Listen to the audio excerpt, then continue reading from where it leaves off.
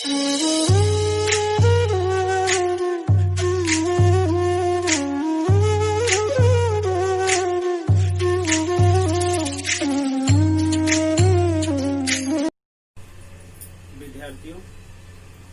जैसा कि अगर आप मेरे वीडियो लेक्चर को कंटिन्यू 1 बाय 1 करके देख रहे हैं तो मुझे नहीं लगता है कि कहीं कोई वीडियो मिसलेनियस है, कहीं कोई वीडियो मैंने मिस किया है।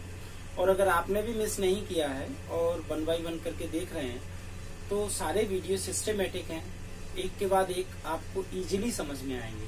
और अगर बीच का कोई वीडियो आपने नहीं देखा है तो प्लीज उसको जरूर देखें, जिससे कि आपको एकदम से नेक्स्ट वीडियो देखने पर कहीं कुछ अलग सा ना लगे।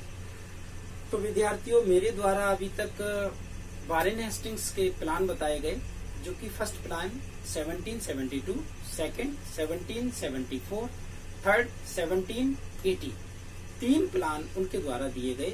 और लास्ट में जो प्लान था वो मेरे वीडियो लेक्चर में बताया गया। और उस पूरे वीडियो लेक्चर में मैंने एक बात बताई थी कि अब फिर से वारेन हेस्टिंग्स से एक बहुत बड़ी गलती हो गई, जिससे कि एक आमूल चूल परिवर्तन होना है। और वो गलती थी कि सर एलिजा इम्पे, जो कि सुप्रीम कोर्ट के चीफ जस्टिस थे, उन्हें डिवीजन में दीवानी न्यायालय यानी कि सिविल कोर्ट में एज ए जज अपॉइंट किया गया कि वे ही चीफ जस्टिस सुप्रीम कोर्ट रहेंगे और वही सिविल कोर्ट में सुनवाई करेंगे। तो यहाँ एक बहुत बड़ी गलती वारेन हेस्टिंग्स से हो गई, जिसका ऑब्जेक्ट मीनिंग वो उस समय नहीं समझ पाए कि इसके परिणाम क्या होंगे। परिस्थितियां इतनी विपरीत हो गई कि अब एक न्यायालय में मामले को सुने जाने के बाद जब सुप्रीम कोर्ट में मामला पहुंचता था तो सर एलिजा इम्पे स्वयं उसको सुनते थे और अपने ही द्वारा किए हुए किसी निर्णय को पलटने में उन्हें जाहिर सी बात है तकलीफ होगी। और ऐसा वो नहीं करेंगे। ऐसा वो नहीं करेंगे तो न्याय अपनी चरम सीमा को प्राप्त नहीं होगा।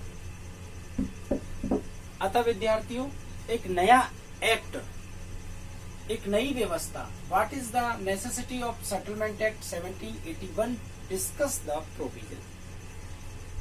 अब एक नई व्यवस्था की जरूरत पड़ी उस सुधार को करने के लिए। वो नई व्यवस्था क्या थी?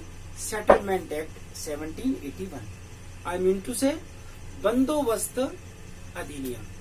बंदोबस्त अधिनियम यानी कि नए सिरे से सेटल्ड करना, नए सिरे से व्यवस्था बनाना और कहीं कुछ जो चूक हो रही है उसे खत्म करना।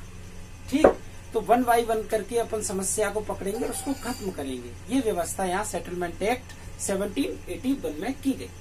ध्यान दीजिए। नंबर फर्स्ट, सबसे पहले क्या किया अकॉर्डिंग टू सेटलमेंट एक्ट 1781 के द्वारा कि एम्पावरमेंट ऑफ गवर्नमेंट, वहां जो डिस्प्यूट अराइज हो रहा था प्रोविंशियल कोर्ट में और दूसरी कोर्ट में, उन्हें खत्म करके एम्पावरमेंट ऑफ स्टेट, राज्य की ताकत को बढ़ाया गया, राज्य की शक्ति को बढ़ाया गया, उन्हें खत्म कर दिया गया और राज्य को पुनः स्थापित कर दिया गया। Second, local rule of revenue. Revenue collect collector साहब करते थे, फिर रेवेन्यू कलेक्ट दीवान साहब करते थे। लेकिन क्या होता था, जब रेवेन्यू कलेक्ट करने के बीच में कहीं कोई समस्या आती थी तो सुप्रीम कोर्ट उसमें हस्तक्षेप करता था और सुप्रीम कोर्ट अपने रूल्स और गाइडलाइन इशू करता था और उसके तहत फिर रेवेन्यू कलेक्ट होता था। तो यहाँ विसंगति उत्पन्न होती थी। कैसे? क्योंकि सिविल कोर्ट प्रभारी थे sir Elijah Impey, supreme court के चीफ जस्टिस, और वही चीफ जस्टिस थे सुप्रीम कोर्ट में। जब सिविल कोर्ट में मामला चल रहा है, चीफ जस्टिस ने उसमें हस्तक्षेप करेंगे तो जाहिर सी बात है मामला बिगड़ेगा ही बिगड़ेगा। तो यहाँ local rule of revenue, revenue collect करने के जो लोकल रूल थे, स्थानीय प्राधिकारी जैसे कलेक्ट करते थे, जैसे कि दीवान साहब को दे दिया गया था ये अधिकार कि कलेक्टर के स्थान पर वो रेवेन्यू कलेक्ट करेंगे, तो वो ही करेंगे और स्थानीय रीति रिवाजों के तहत करेंगे। इसमें सुप्रीम कोर्ट का कोई हस्तक्षेप नहीं होगा। ये व्यवस्था सेटलमेंट एक्ट 1781 में खत्म कर दी। Third, judgement according to customs tradition, यानी कि अब जो भी न्यायालय में निर्णय होंगे जो भी न्याय प्रदान किया जाएगा वो न्याय ध्यान रहे किस आधार पर प्रदान किया जाएगा, कस्टम्स के आधार पर, ट्रेडिशन के आधार पर, यानी कि रीति रिवाजों के आधार पर, परंपराओं के आधार पर, रूढ़ियों के आधार पर। जो व्यवस्थाएं वहां बनाई गई हैं उन व्यवस्थाओं के तहत न्याय प्रदान किया जाएगा। इससे पहले क्या था कि justice totally depend on law, justice totally depend on जज। जज जैसा जजमेंट देना चाहे, आई मीन टू से जज totally depend on our self description power. वो अपने स्व विवेक पर आधारित होकर जजमेंट देते थे, वो मान्य होता था सबको और मान्य करना पड़ता था। लेकिन अब ऐसा नहीं है। उसमें समस्याएं कहाँ आती थी कि मान लीजिए कोई हिंदू है और उसको ऐसा जजमेंट दे दिया जो कि उसके धर्म के खिलाफ है, तो ऐसी परिस्थिति में यहाँ ये लागू किया गया judgement according to customs, tradings और रूढ़ियों द्वारा होगा। Fourth, right to rule by supreme court. हाँ, कुछ नियम ऐसे हुआ करते थे जिन नियमों को बनाने की जो शक्ति सुप्रीम कोर्ट के पास थी वो सुप्रीम कोर्ट के पास ही रहेगी, वो उनसे नहीं छीनी। फिर justice system of company.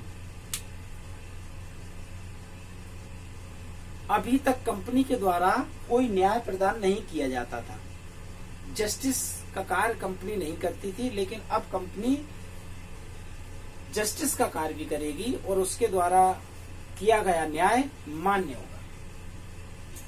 Sixth, compensate by government.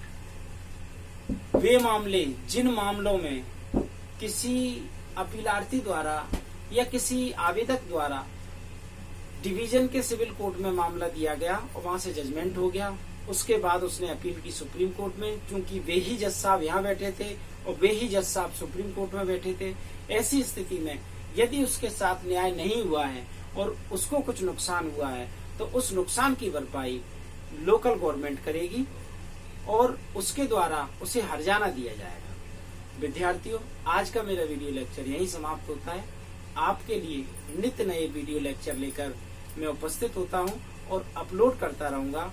और आप सभी से यह निवेदन और प्रार्थना है कि भाग्य की विडंबना और प्रतिकूल परिस्थितियों को देखते हुए आप घर पर अपनी स्टडी करें और मेरे वीडियो लेक्चर को डे टू डे देखते रहें और 1 बाय 1 करके समझते रहें। फिर भी अगर कहीं कोई दिक्कत या समस्या आती है तो आप मुझे कॉल करके पूछ सकते हैं। धन्यवाद।